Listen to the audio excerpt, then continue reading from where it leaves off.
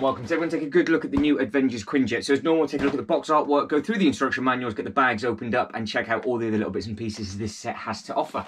So as a cut to open, you haven't got the thumb tab, so I've just ripped this open. What I'll do is I'll get you down on this side as per normal, tip you over, and then we will see what content we have on offer. So we have a big chunky instruction booklet. I think we've got some good amount of stickers within this set as well, which I know doesn't please a lot of people. However, sticker-wise, you believe it comes with two lots. I think it comes with the Avengers and the Shield. But what we'll do, we'll start with the box artwork first. So this is Lego Marvel set 7, number 6248. This is the back of the box to start with. So panning over to this side, you've got the two lots of stickers. You've got the Avengers and the Shield. I do believe you get each sticker sheet, but you only get one piece. So you've got to pick and choose which one you're going to make it as.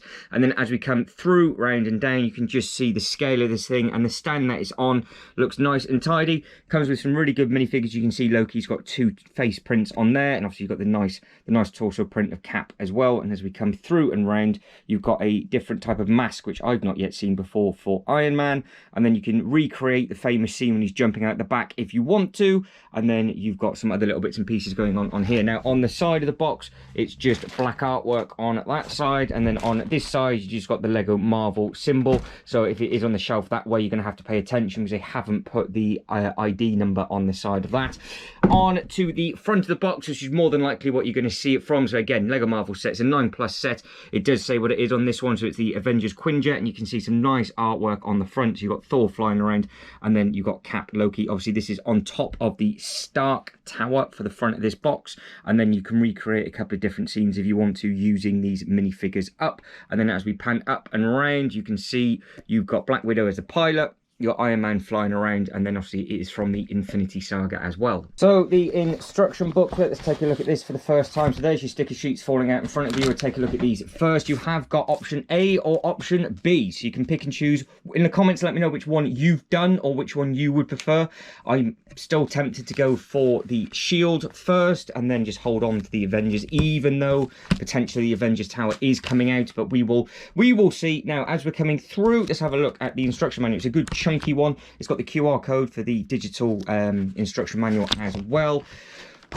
Let's go through. So what have they got on offer from this? So you've got the two options. So you've got option A or option B. So it gives you what they look like with regards to those stickers, but it does look very much like you only get the one piece. You get your brick separator. So bag number 1 and 2, you can see the internal, so you can actually sit the minifigures on the inside if you want to recreate that scene of where Cap is jumping out the back and you meet Thor for the very, very first time, because this will be the only scene where all the minifigures do use this ship. And then you've got Loki and you've got Black Widow as well for bag 3 and 4. 5 and 6, you get Thor and Iron Man, and then bag 7 looks like you just make up the stand, and you can see just how detailed all the minifigures are within this set. So I'm really happy that the figures come with this specific version, because I don't have the versions of these figures. But again, it looks like they have not added in any other Marvel sets that are out at this time. It finishes on page 173. You can see all of the figures on there just doing all the little different bits and pieces. And then as we come up through and round, so the last bag is going to be the stand. So what step number do we finish on for the actual jet itself?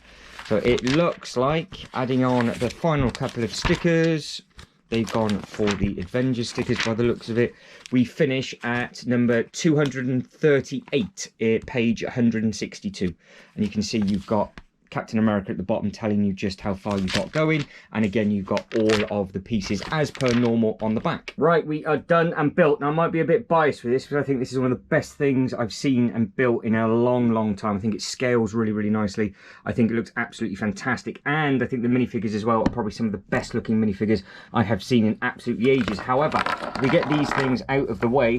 First thing first, sticker sheet was a little bit tricky if you're not careful, because you have, like I said at the very start, got two options. In the instruction booklet is all the Avengers, which you can see are actually numbered from 1 to 14, but then you've got to mirror it with these, which enabled 15 to 28, but it doesn't tell you the sticker number needed for this sheet. So you've just got to be a little bit careful if you get confused a little bit with the stickers. And the next thing, before you think I am being too biased, this is my biggest pet hate when it comes to instruction manuals and Lego Technic.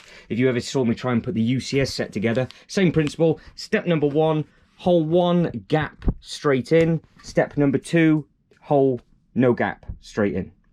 So I will let you make up your own minds which is the correct way it should be, but you actually do end up having to do this a few times with that piece then that goes in. So it's pictured with them both side by side on there, but if you don't catch it with that mistake, it would go horrendously wrong, because once you put the whole frame together, it wouldn't actually fit or clip together properly. So as you can see, that is where you then start to realize that actually which ways it should be, but I will let you make your own minds up on that. But this as a ship and a scale looks brilliant. So what we'll do, we'll start with this thing first, and then I will try and place it, because I've eyeballed the bottom of the frame and I think it might be the right height. But what I'll do is, if I take it off the frame, it might make it a little bit easier for us to have a look at. So that's how easy this thing is. So the frame itself, it sits on nicely, just plonks itself on, goes up the shaft, not a problem at all. Bits on the side of the wing, they flap open and back down again, so you can have it down and up depending on what it is that you want to do. So let's open the front up. You can open these bits up if you want to, and then you can get your thumb just behind here. That bit opens up, and then you've got room there for 2 minifigures. You've got plenty of space on the inside, but there is quite a fair bit more of this. So if you grab him just at the top as well, that bit then opens up, and then you've got another room for 6 minifigures on there. So obviously you can then, if you want to, recreate the famous scene of where they all meet each other for the first time. That is what obviously these minifigures are all about. You can either have them from that bit where Cap jumps out the back, or you can have them for what it is on the box where you've got them on the Tony Stark building. Now, the other bits and pieces that you can do with the ship is you can have, before we go over all the minifigures, you can have Iron Man, if you want to, out on the side. He will slot straight in just like so, and then he can go flying beside it. Now, get him out the way before I put the landing gear up, because it's just going to roll away. You can then see from the back end and all the detail on the back of this as well. There is a lot going on with it. Now you can see where all the stickers are on this, and obviously I've used the Shield stickers instead of the Avengers, just because I want to recreate the scene where they all meet for the first time. So this set is absolutely perfect for what I want to try and recreate for my own display. But again, you've got different bits and pieces that move. If I then try and lift him up without snapping him to pieces, it should be absolutely fine. So it is sturdy enough, it is well built. You have got a wheel at the front, if I can find him. So you have got a wheel that pops out just down at the bottom, and then on the back end here, you've got a thing that will just pop down, and you've got the same thing on the other side, and then it will land, rest, sit, and do whatever it is that it needs to do. So again, you can have it going around, but it does roll very, very simply and very, very easy. So if you're having it on the stand, I'm just going to have the wheels tucked in, but again, you can display it like that if you want to. There are some other little bits of flex if you want to, so you can move them up and down for whatever reason, and you can position the back of the engine, so you can have them in or you can have them out on the side. And again, all the stickers and everything, I think, adds to the effect rather than taking everything away. It doesn't look too overpowering. But again, we can just compare it with the box artwork. You've got all of the bits and pieces for the Avengers at the top, so you can see how some of them do vary ever so slightly. So you can see how you've got the Avengers and everything on that, and I have got the Shield on this way. I've actually put them facing forward because I want to see it that way. You could have them, if you want to, the other way around, because obviously the A is backwards on that. So it's completely up to you which way it is that you want to do it, but it is what it is with regards to that. And then again, you've got the bit up at the top just here where it can kick through, and then you've got that bit at the top, and then you have the A at the front, and then you've got a blank bit at the top. So it's up to you which way you want to do it. Obviously, like I said, you can swap those round. You literally just turn them over, just put them on the opposite wing, but I thought it looked quite smart like that, so I have kind of designed it to my own way of needing to display it at the same time. But like I said, on the inside of this ship, you have got plenty of room for photo opportunities and to add all the minifigures in, but it is that simple and that easy just to get it back on the stand. And as we come underneath, you can see here underneath, you have got 2 of these, one underneath each wing, where you can, obviously, if you want to, get some photos from the angle. And if you want to just tuck the landing gear in, it will then just plonk straight in. Got to be careful with that though, because if you do just try and pull it, it will rip out. So on the other side, you've just got to try and get him up and underneath the wing. So it is in sturdy enough, and it will just tuck up, and it just stays there. And like I said, I'm going to see if I can get this placed at the end of this video on the stand just like so. So moving on to the minifigures, some of these are the best minifigure prints and designs I've seen in ages, which is really, really nice to see. You can see all the detail on the back, and then you've got all the little bits and pieces on the front. So you've got this nice star, you've got all the other little bits and pieces on, and again, it comes with his helmet and obviously his shield. So you can pick and choose what face you want to have. You can either have the grunting face, or you can have the cheeky smile like they've all got. But obviously this is the outfit and you would use him to either jump out of the back of the plane. I am tempted to recreate the bit where they're all in the woodland area and then just having them battling for the first time in the forest. So that would be quite interesting. So again, with Loki, I thought we had a really nice, bright, vibrant torso. You can see how the print goes all onto his legs, and it's a really nice grey, sort of gold, green and black all mixed in. And again, underneath the back of his cape, he's got a lot going on with regards to just sort of texture and detail. They kind of feel like UCS minifigures for some reason. I don't know why. Don't forget this, I picked this up in a big sale, so I'm very, very happy that I did. Now again, with Loki, in case you didn't realise, you can have him where he's been captured as well, and obviously that's the bit at the end of the original film, with the original Avengers film, shall I say, with Thor himself. So that is why a lot of people were saying about the minifigures and they thought it was missing Hawkeye and the Hulk. Depending on where you think these minifigures are from, I would say it either needed to have a Hawkeye, but it definitely didn't need the Hulk, because the Hulk was not part of this ship in the first film whatsoever, because don't forget, he got a different lift on the helicarrier and then fell off, didn't he? So with Iron Man, you can see he's got a nice flap on the front of his helmet. That's the first time I've seen that feature for him. He's also got a double face, so you can see he's got the nice sort of pattern on the front. Really nice trouser print as well. You can see up there, it's really bright, nice, shiny, vibrant silver. And again, he's got it across his neck.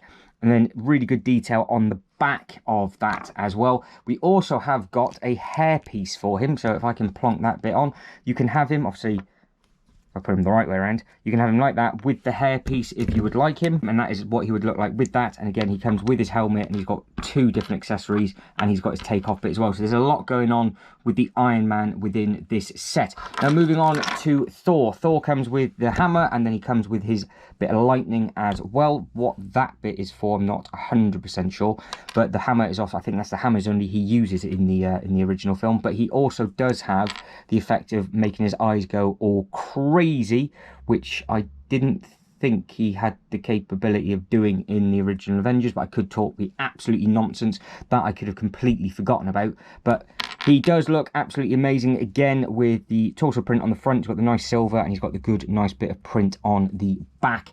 But I didn't think he actually had the eye lightning until Ragnarok, that's the one. So correct me if I'm wrong in the comments below, but I thought that was the case. So that looks absolutely spot on, and that makes perfect sense. Now again, you've got a nice Black Widow. She comes with her weapons on the side, and then you've got the bits on the back. The only problem, well, not the only problem, but the only downfall is that her weapons are exactly the same pieces that you use for Tony's blast effect. But it is what it is. You can't get away with that, because it's just what they use for a nice translucent piece. Now, we said it at the start, the only thing is, depending on what scene you think this is from the film, that circular bit is correct if you were having them as a fight against Loki at the very end of the battle. And that is where they have all arrived at the scenario that you can see on the box slightly differently. If you think it should just be with these minifigures for the bit where they meet for the very first time, then obviously that is incorrect. But then it definitely didn't need the Hulk, and nor would it have had Hawkeye within that set at the same time. Now again, with Loki, I almost forgot, because he has got a lot going on with him. Obviously he's got his cool headgear, but he does come with a cool hairpiece as well, so that hasn't been plonked on yet, so that was nice and stiff. But you can see what he looks like with his hair on there. He's got his nice long black locks from the back, and it looks really nice against that really bright vibrant green as well. But I'd say every single minifigure in this set looks absolutely spot on. Now the one thing I did miss is, even on this young lady just here, she has the arm print on her shoulder of the shield logo on both sides, and then she's got really nice sleeve printing as well. So there's not one minifigure within this set that I think that lets the set down at all. They've all got something completely different about them. Obviously, let us know what you think about the minifigure selection with regards to this set, bearing in mind what scene that it's supposed to come with. Obviously, it is up for debate if Hawkeye should have been within this set or not, depending on what part of the film you associate this part of the box artwork with. But don't forget, the Hulk never got on the Quinjet in the original Avengers film. So bringing it back to the Quinjet, what I've done, I've pulled out the Indiana Jones plane and car, and you can see just how well I think these scale with it. Now this is obviously the new plane, and you can just see how much this jet towers over it. Bearing in mind how many minifigures that thing holds compared to this, I think it works really well. And if these two things were flying around in the sky or dangling off the ceiling, I think they would work nicely together. And if you just want a bit of height perspective, this is just your car, which you can see just how big that thing is, and it's on its back end just like that. It still does not touch the wing at all. Now, I don't have any other of the bigger jets to compare this thing to just yet, but I think that this thing is so impressive. I am very, very tempted to pick up some more of these and have them displayed over in our Marvel display.